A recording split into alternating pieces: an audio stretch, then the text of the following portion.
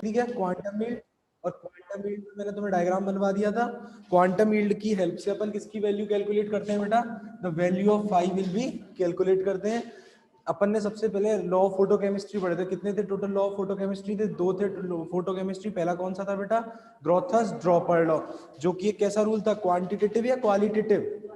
Qualitative. Quantitative नहीं था, कैसा था? क्वालिटेटिव रूल था, इसीलिए कैंसिल आउट हो गया। उसके बाद कौन सा आ गया? क्वांटिटी, स्टार्क आइंस्टीन, जो कैसा था? क्वांटिटी। बता रहा था ना कि 1 मॉलिक्यूल 1 फोटोन रूल के बारे में बता रहा था। समझ में आ गई बात? और अगर अकॉर्डिंग टू स्टार्क आइंस्टीन देखें तो फाई इक्वल्स टू वैल्यू कितनी आती है निकलकर? 1। फाई का फॉर्मूला क्या था बेटा? Number of reactant reacting in a given time upon में number of photon absorb in a given time. ठीक है, तो 1 मॉलिक्यूल 1 फोटोन में फाई इक्वल्स टू 1 अपॉन में क्या आया था? 1 आया था। डायग्राम देखो एक बार अपनी कॉपी में, डायग्राम पे फोकस करना सभी के सभी। ठीक है, देखो डायग्राम में सबसे पहले लाइट सोर्स लगाया है। लाइट सोर्स के रूप में या तो सोडियम लैंप लेते हैं, या मरकरी लैंप लेते हैं, या टंगस्टन लैंप लेते हैं। इससे जो लाइट निकलती है वो कौन सी लाइट होती है? Ordinary light. और ऑर्डिनरी लाइट वो लाइट होती है जिसके वाइब्रेशन सभी प्लेन्स में क्या हो जाते होते हैं? प्रेजेंट होते हैं। फिर ऑर्डिनरी लाइट को किस में से गुजारते हैं बेटा? पास करते हैं लेंस में से। लेंस से वो क्या होती है? एक पॉइंट पर सेंट्रलाइज हो जाती है। उसके बाद उसे किस में से पास आउट किया जाता है? लेंस में से। लेंस से वो किस में जाती है? मोनोक्रोमीटर में। Monochromator is work just like a Nicol prism. आपने पढ़ा होगा, जैसे निकोल प्रिज्म क्या करता था? उन सब वाइब्रेशंस को एक प्लेन में ले आता था। वैसे मोनोक्रोमीटर नाम से पता चल रहा है, मोनो मतलब सिंगल, और chroma is a word of Latin language which mean is colour. तो एक कलर रह जाता है। उसके बाद फिर बेटा थर्मोस्टेट में वेसल रखा होता है। स्टार्टिंग में वेसल कैसा था? खाली था। उसके बाद कौन होता है? डिटेक्टर होता है, संसूचक होता है। डिटेक्टर डिटेक्ट करने का काम करता है। डिटेक्टर के बाद कौन होता है? कंप्यूटर होता है। Computer will be attached with printer. समझ में आ गई? यहां तक की बात लिखो बेटा। To determine quantum yield, to determine quantum yield,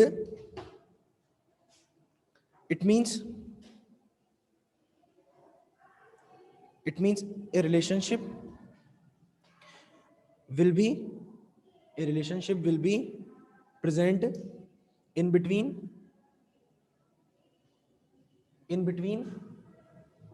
number of reactant molecule, in between number of reactant molecule,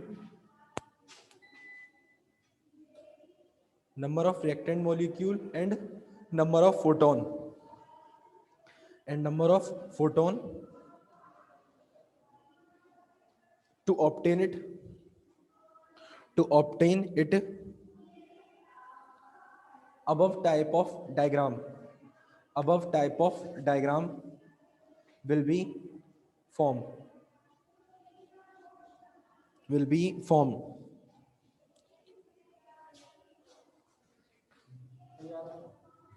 in above diagram,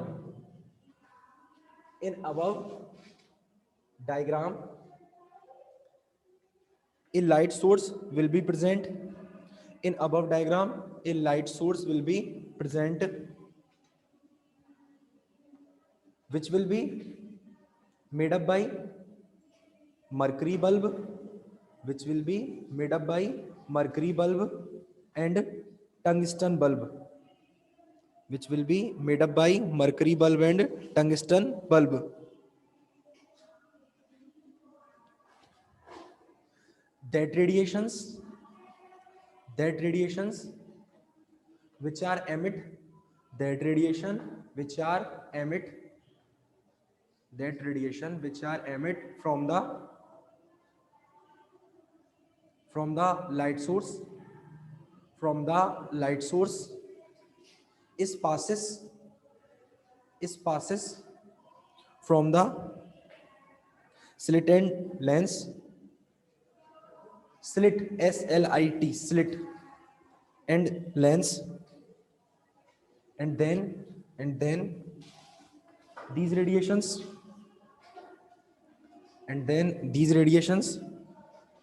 entered into, and then these radiation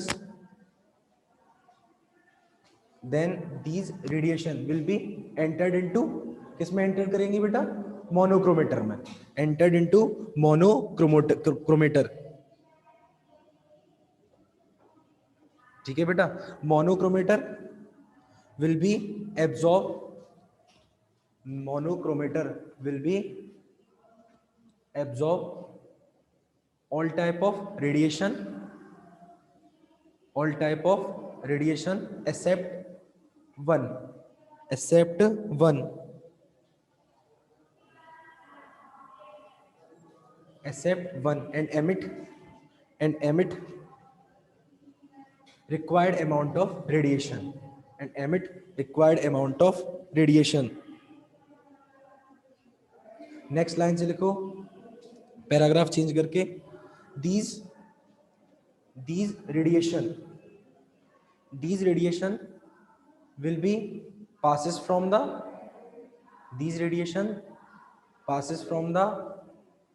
thermostat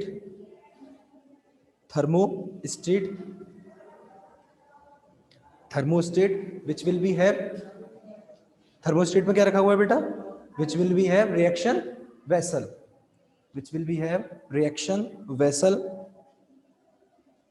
and then entered into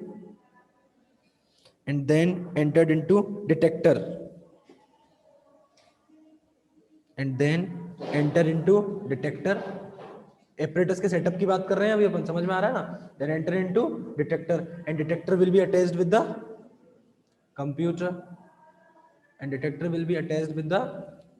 computer, when radiation, ये तो था, अगली line से लिखना paragraph change करके, when radiation will be interact with reactant molecule, then photochemical reaction will be start,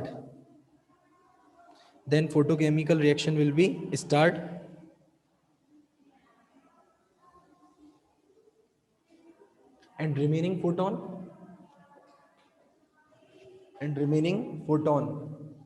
comes into the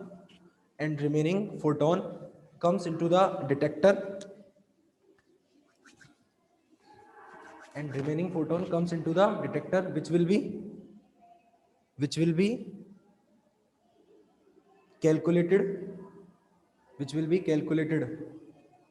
by the computer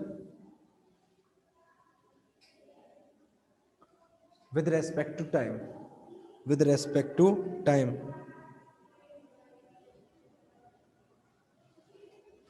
अच्छा एक बात बताना मुझे, एक कॉमन सेंस से आंसर देना.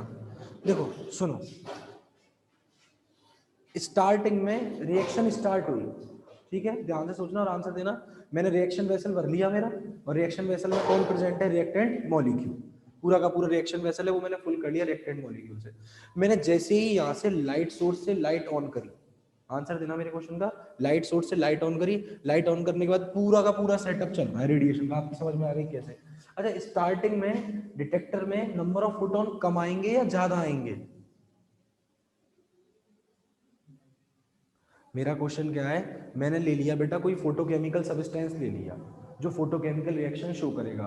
फोटोकेमिकल रिएक्शन वो कब शो करेगा, जब वो किसको एब्जॉर्ब करेगा, फोटोन को एब्जॉर्ब करेगा.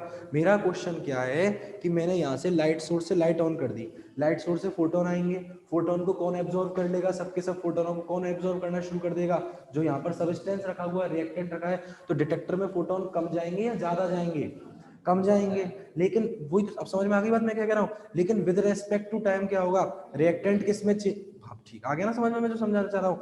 लेकिन समय के साथ क्या होगा, विद रेस्पेक्ट टू टाइम क्या होगा, रिएक्टेंट किसमें चेंज होंगे, प्रोडक्ट में चेंज होंगे. जब रिएक्टेंट प्रोडक्ट में चेंज हो जाएगा तब क्या वो फोटोनों का एब्जॉर्प्शन करेगा, क्या नहीं करेगा. तो डिटेक्टर में with respect to time the number of photon या intensity of photon should be increase. समझ में आ गई यहाँ तक के बाद, बस ऐसे पता लगा लेते हैं. अब सुनो मेरी बात ध्यान से, फिर सुनो. रिएक्शन वेसल खाली है पूरा का पूरा रिएक्शन वेसल. मैंने यहाँ से लाइट ऑन करी, लाइट ऑन करने के बाद क्या फोटोनों का एब्जॉर्प्शन होगा, रिएक्शन वेसल में कुछ है ही नहीं, क्या फोटोनों का एब्जॉर्प्शन होगा, क्या यहाँ से जितने फोटोन चलेंगे यहाँ पर उतने ही फोटोन आ जाएंगे.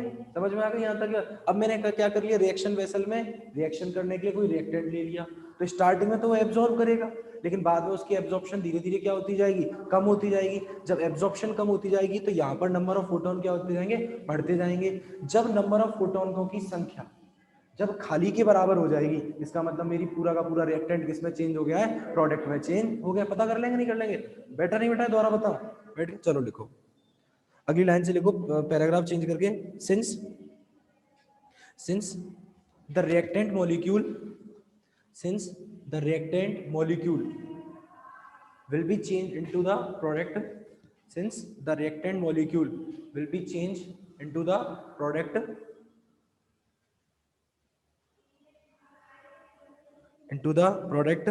with respect to time,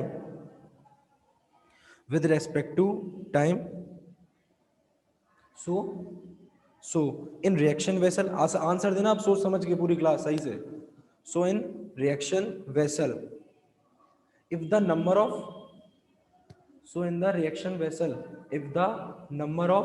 reactant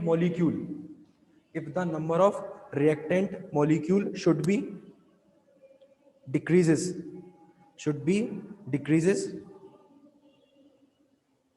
then the intensity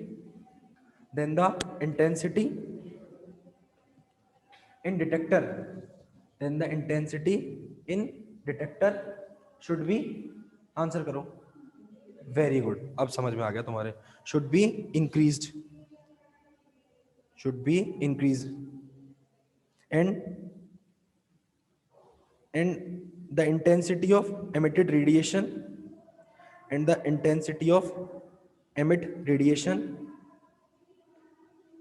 is equals to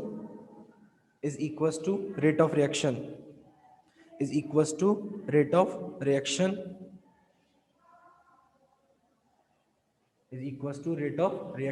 which will be calculated by the detector,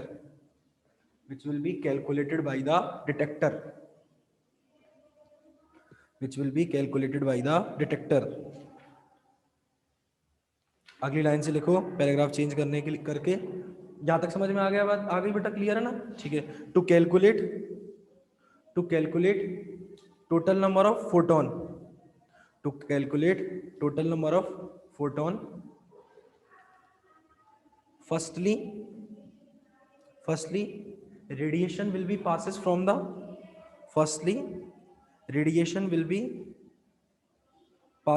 the vacant reaction vessel,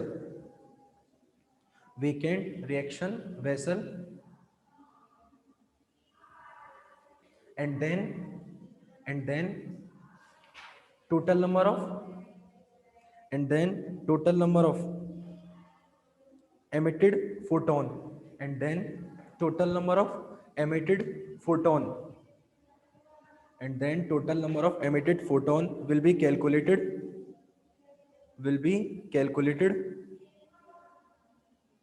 with the help of detector,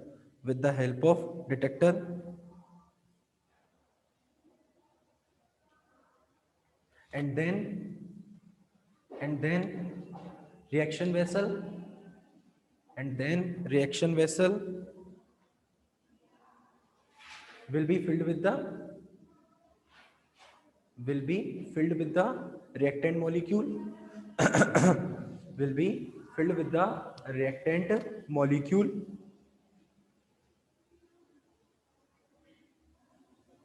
and then calculate intensity of photon.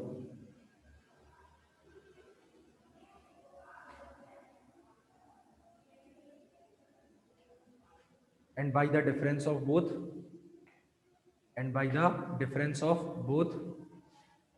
we can calculate the value of phi.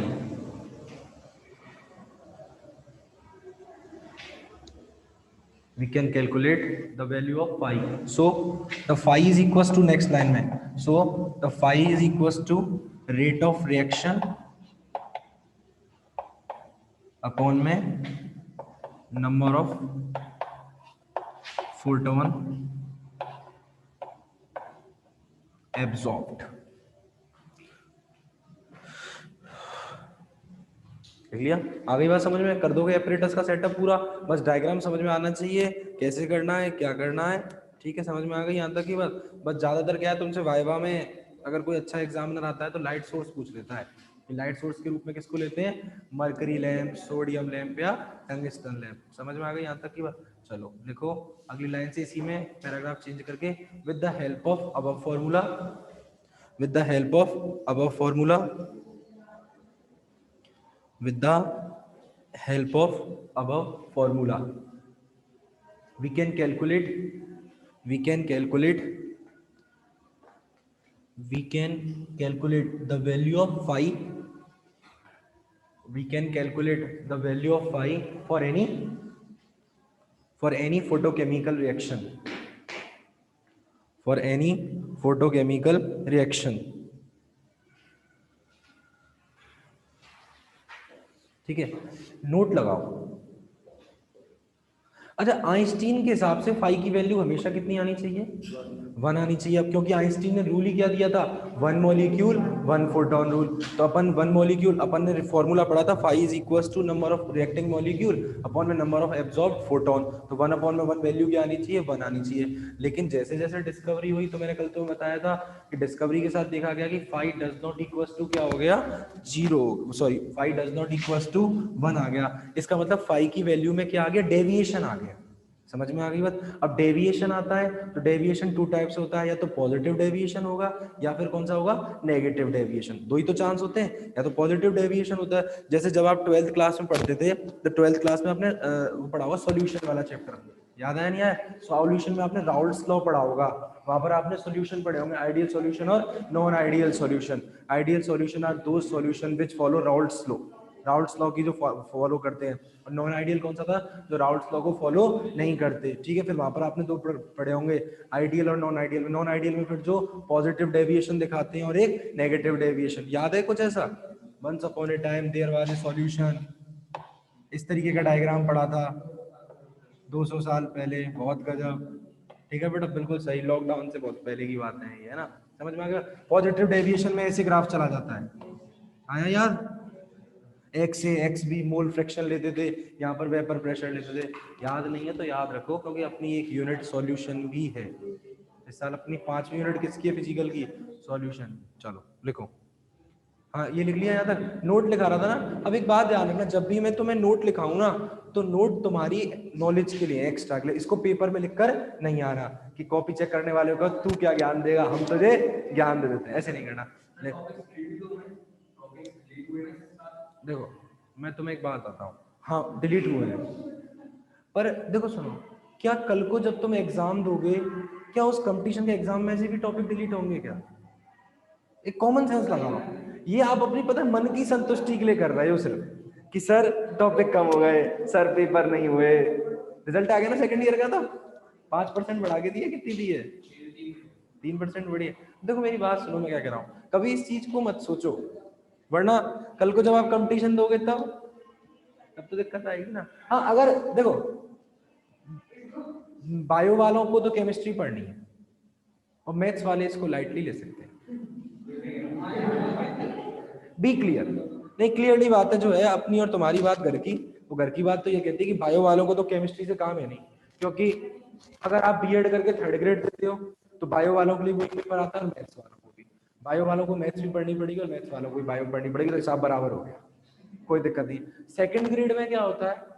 2nd grade में दिक्कत क्या है? Bio वाले के लिए जो 2nd grade का paper आता है ना, उसमें फिजिक्स भी आती है, केमिस्ट्री भी आती है और बायो भी आती है। अब हम केमिस्ट्री सॉल्व कर लेते हैं, बायो सॉल्व कर लेते हैं, लेकिन फिजिक्स से तो सदियों पहले नाता टूट गया, अब कोई रिश्ता ही नहीं है हमारे बीच में, ये रिश्ता क्या कहलाएगा? तो समझ में आ गई यहाँ तक की बात? मैथ वालों के लिए 2nd ग्रेड में क्या फायदा है कि मैथ वालों के लिए 2nd ग्रेड में केवल मैथ ही मैथ आती है, तो उनको कोई समस्या नहीं है।